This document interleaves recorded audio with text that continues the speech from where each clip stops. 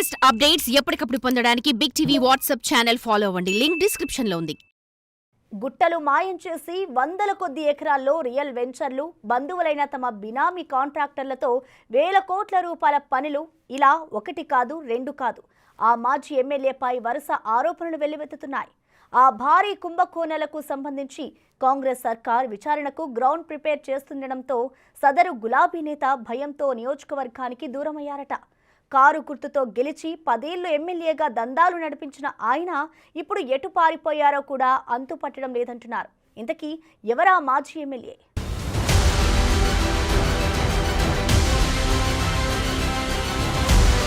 భువనగిరిలో బీఆర్ఎస్ పరిస్థితి అగమ్య గోచరంగా తయారైంది. యాదాద్రి భువనగిరి జిల్లా కేంద్రమైన భువనగిరి నియోజకవర్గంలో ఎన్నికల తర్వాత గులాబీ పార్టీని నడిపించే నాయకుడు కనపడకుండా పోయాడు.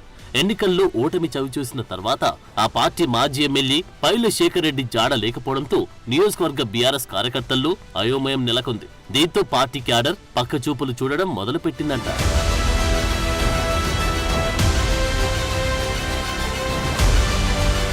గత 10 ఏళ్లుగా తాను ఆడింది ఆట పాడిందే పాటగా సాగిన పైల శేఖర్ రెడ్డి ప్రస్థానం ఒక్క ఓటమితో కుదేలైంది. రేవంత్ రెడ్డి సర్కార్ వచ్చిన తర్వాత బీఆర్ఎస్ పార్టీ నేతల అక్రమాలపైన ఫోకస్ పెట్టడంతో తాను చేసిన అక్రమాలు ఎక్కడ బయటపడతాయో అన్న భయం శేఖర్ రెడ్డిని పట్టుకుని వేధిస్తుందట. దాంతో ఏం చేయాలో పాల్పోక ఆ మాజీ ఎమ్మెల్యే సైలెంట్ గా సైడ్ అయిపోయారంట. 10 ఏళ్లు ఎమ్మెల్యేగా పనిచేసిన నేత ముఖం చాటేయడంతో పార్టీని నడిపించే నాయకుడు లేక క్యాడర్ మొత్తం కాంగ్రెస్ వైపు చూస్తుందట.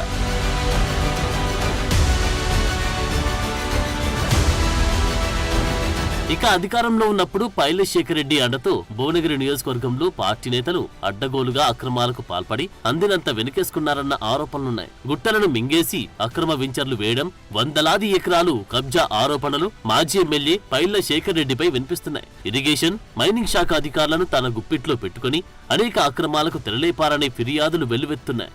గడిచిన 10 ఏళ్లలో బీఆర్ఎస్ అధికారంలో ఉన్నప్పుడు వేసిన వెంచర్లు, జరిగిన రిజిస్ట్రేషన్లపై ఇప్పుడు కాంగ్రెస్ ప్రభుత్వం విచారణ జరిపించాలని చూస్తుండటంతో ఎక్కడ తన గుట్టు బయటపడుతుందోనన్న భయంతోనే పైల్లా అడ్రస్ లేకుండా పోయారంటున్నారు.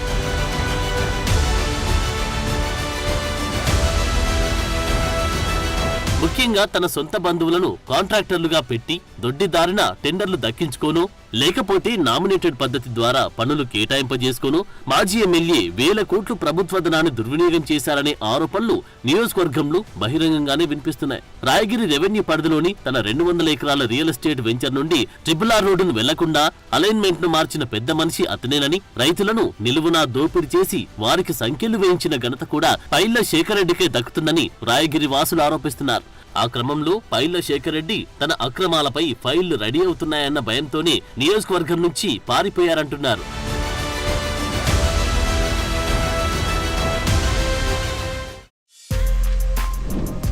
For more videos like this, subscribe Big TV channel.